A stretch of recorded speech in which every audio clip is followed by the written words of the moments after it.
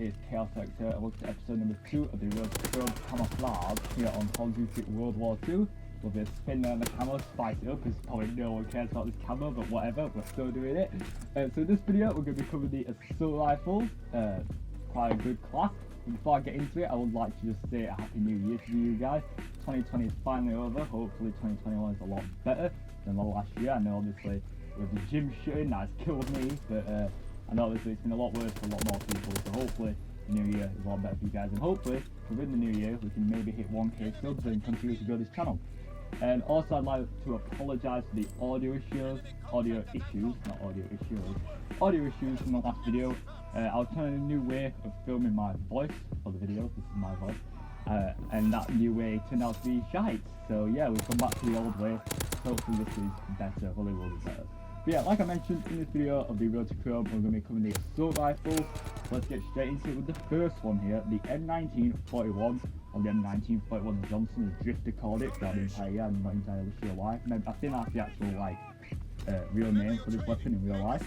But in terms of this weapon and the attachments, the basic training and the division will stay the same throughout, as well as the secondary, the concussion and the semi-tech, they all stay the same. So the basic training is forage, because that is scavenger in this game, and obviously most time we are playing for V2 rockets for the channel.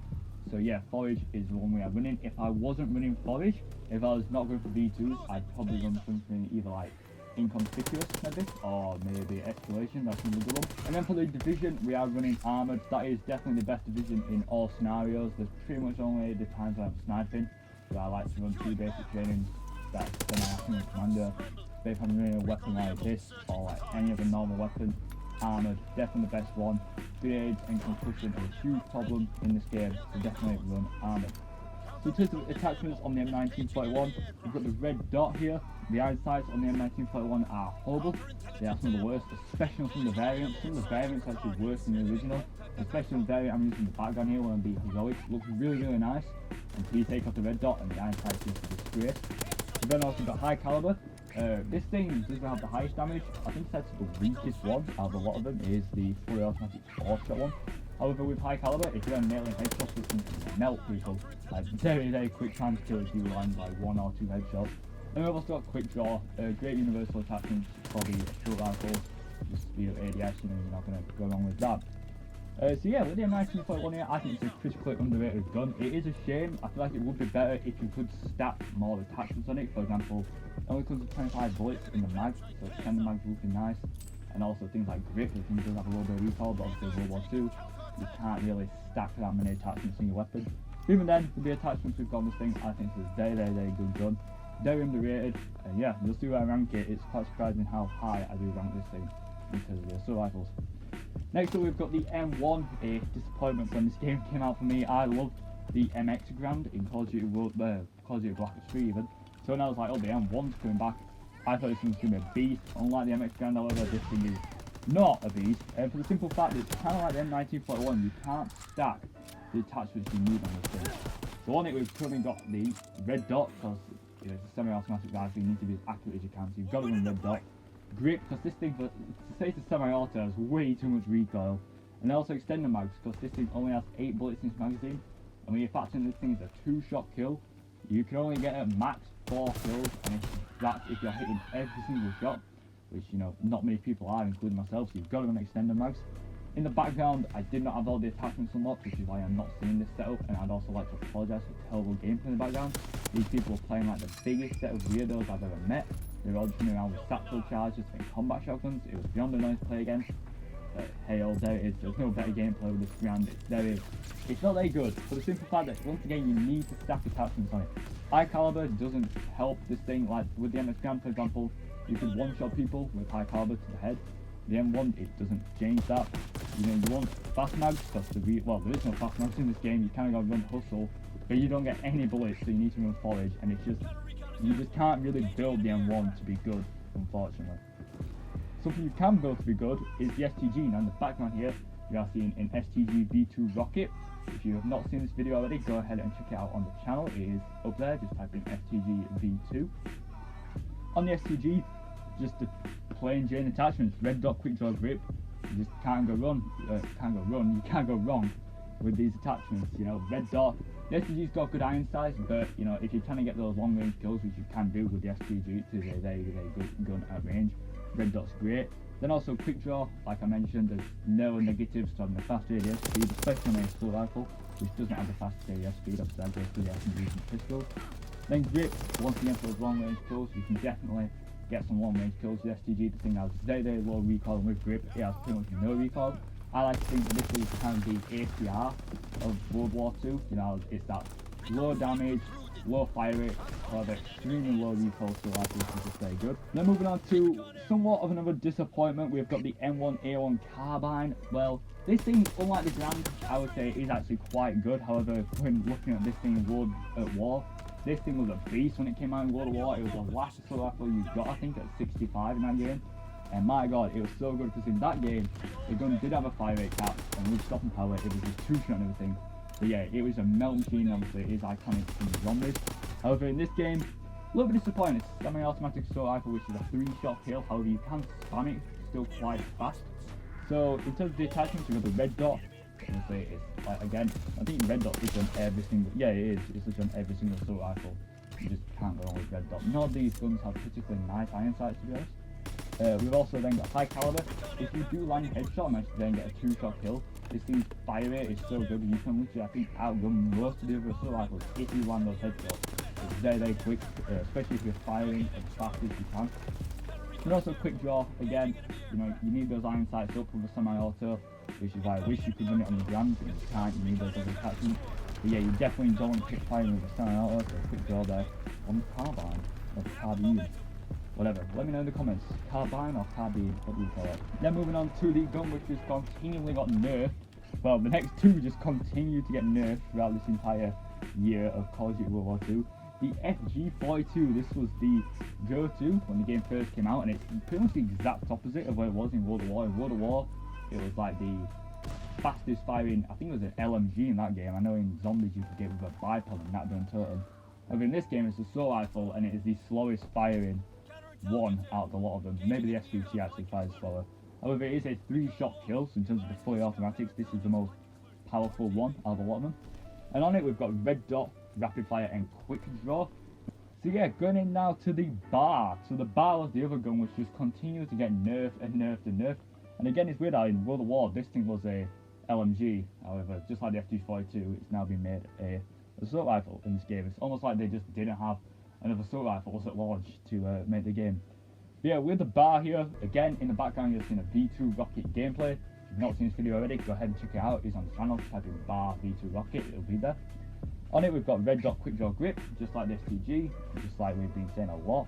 These are probably the best attachments for an assault rifle in this game. Extender mags could be a good one, because this thing does only have 20 bullets. However, damage on the bar is quite good, especially for its fire rate. It's surprisingly good damage. This thing still does have its 3-shot kill up close, which can still outgun a lot of the SMGs. And we've been mentioning disappointments along this way, and there's no bigger disappointment for me personally in this game than the SVT. I love the SVT in World War. It was my go-to weapon, and I love semi-automatics, and the SVT it's just not good at all. It's the last assault rifle you get, like technically, like the bar, it depends. I don't actually know which one's quicker to do, max out your infantry or max out your like first prestige. But the SVT is such a disappointment, way too slow. Feels like it has very weird aim assist, just because like it feels like it kind of jams, because you want to fire it as fast as you can. However, the fire rate just isn't there, and it won't allow you to fire it quick enough, and it's just disappointing. On it we've got the red dot. Again, you need to be accurate. Rapid fire, because this thing just fires way too slow. You need rapid fire. And then quick draw, because again, you don't want to keep firing this. Then again, you just don't want to be using this unless you're going for it gold, like we were forced to do. So yeah, that's all the recommended classes with these weapons. In terms of getting the headshots done, just like I mentioned with the sniper, just play war. There's so many parts of war where like people just leave themselves vulnerable, like the bridge stage or going into tanks where you can just get, you know, easy headshots. So yeah, just definitely play war. There's no real reason to actually leave war if you're going for Chrome, apart from when you're going for the launchers. That's what we've found. So yeah, you're probably going to hear that a lot if you're following along. Just play war, you're going to get them faster.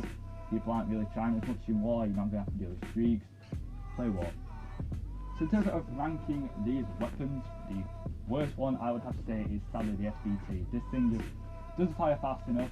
has very, very strange handling, just doesn't feel like he has aim assist in some gunfights. Then again, every gun in this game, in some situations, just doesn't feel like he has aim assist. Which I want to talk about real quick, because obviously in Black Ops Cold War, it's come out that, you know, in certain gunfights, if you're playing well, they'll just strip you of the aim assist, and that's now actually being confirmed through patterns that have been leaked. They're just going to take your aim assist away.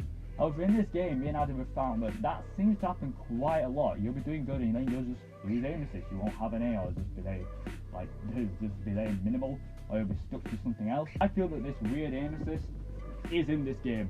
However, because the SBMM wasn't, you know, turned up like it is in Cold War, people just didn't take notice and just thought the game was lagging. Personally, I do think it was in here because it happens way too much. Even on good connection, you just lose aim assist. It happens a lot with the semi-autos, I've noticed. And it happens a lot with the SMGs for some reason, because you're up close. It seems to happen a lot up close with SMGs, sorry.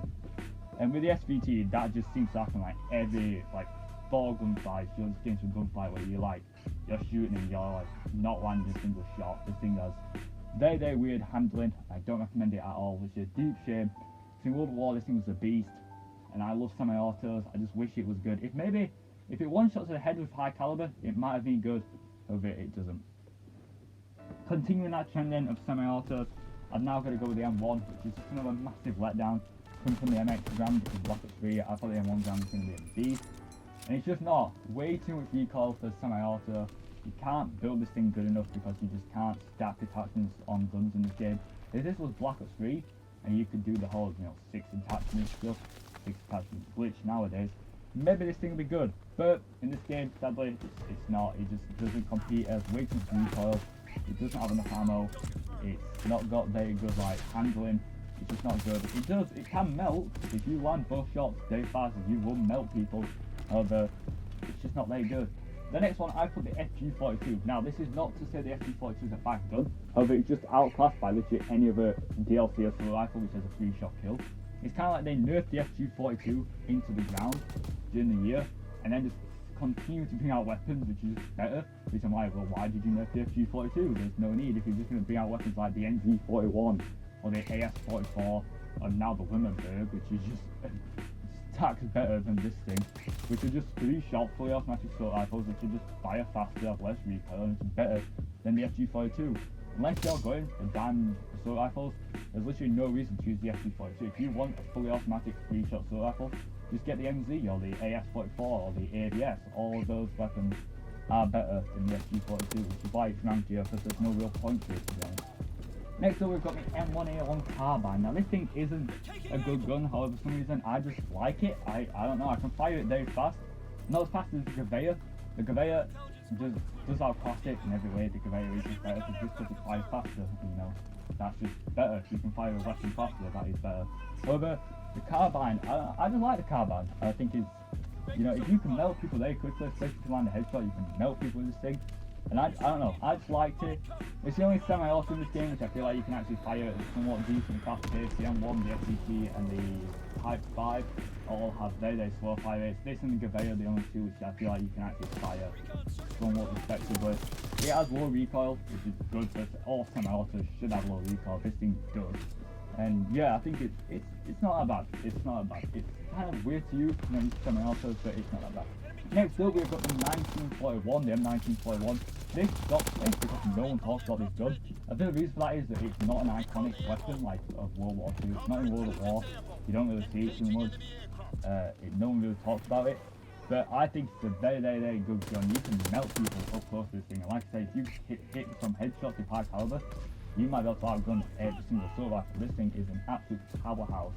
And I definitely recommend you use it. You see in the background here. And they actually got a 21 kill streak with this thing, and then the game decided they wanted to end on it. Which unfortunately we could have had a V2 rocket with it, but that's just how our luck seems to be going this year. Well, last year, this was done last year. Next up at number 2, number 1 and number 2 you could they kind of like, I was constantly changing in my head of which one I thought was number 1, which I thought was number 2. However, number 2 I've got the BAR, or the bar. The bar is kind of the other side of the FG42. They were both getting nerfed throughout this game's life cycle. The bar just continued to be good, just continued to be a good gun. They never really nerfed it into the ground, which I feel is what they should do.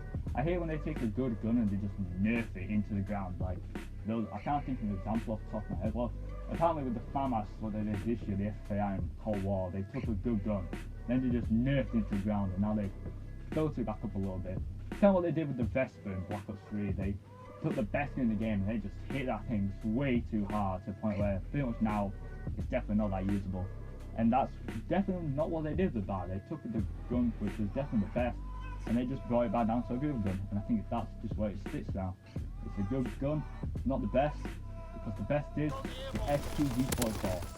It's just good, it's just consistent, there's no, it doesn't do anything particularly better than any other assault rifles.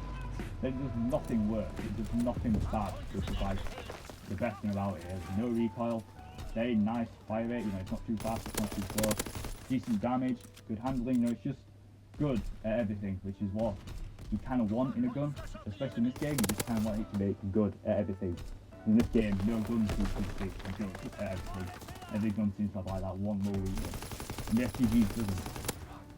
However, if we are talking all the assault rifles in this game, DLC included, there's one assault rifle which is just 10 times better than every assault rifle. The Wienerberg, or the Wienerberg, as we like to call it. The Wienerberg Spaz, as I like to call it, is just 10 times better than every assault rifle. It has better fire rate than most of them, better damage. This thing is a 3-shot kill somehow, and it fires faster than like any of the assault rifles, like with comparable damage. It's so much better. Beautiful iron sight. No weird magazine, like for example like with the M1 for example, like no ammo. This one has 25 bullets, which is perfectly fine. And yeah, this Wimmerberg is an absolute beast. I'm very surprised we haven't got gameplay with it. We've been getting very unlucky while using the Wimmerberg. Somehow we've got gameplay with guns like the large machine gun. However, we've not got gameplay with the best assault rifle in the game. So definitely stay tuned for that, which is definitely my favourite gun currently in the game. Well, apart from the snipers, that is one of my favourite regular guns. And I would say if you want to use an assault rifle in World War II, go ahead, get the Wimmerberg contract, use that thing, it is a powerhouse. But yeah, that rounds it up for the assault rifles, and that is it for episode 2. The versus Chromia and CoD World War II. Hope you have enjoyed. If you did, leave a like, subscribe to follow on, and I will see you guys in the next one. Thanks for watching.